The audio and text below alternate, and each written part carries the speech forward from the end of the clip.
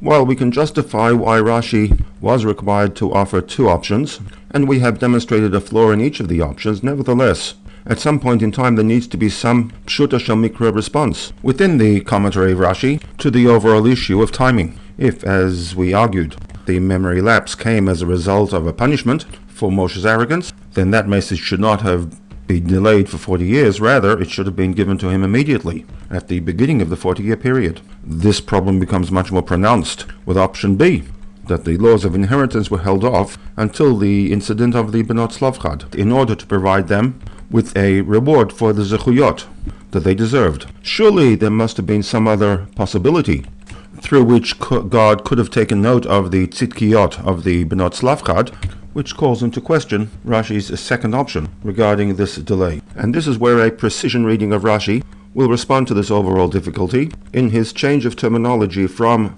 leyamer and sheteyamer, aleph mem reish, used in his commentary regarding the institution of Pesach Sheni, to Lehikatev, chaf taf bet, as it is used with respect to the Benot Slavchad.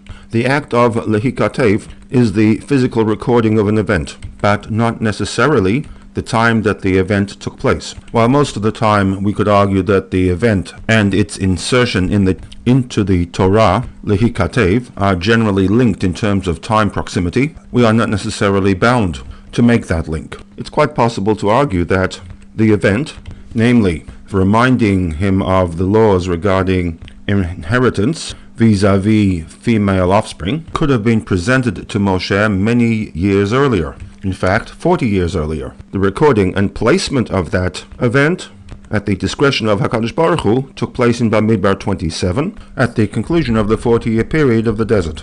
According to option 1, that is where the memory lapse happened to be recorded, with no special link to the Benot Slavchad. According to option 2, there was a purpose in postponing the recording of this halacha until Bamidbar 27.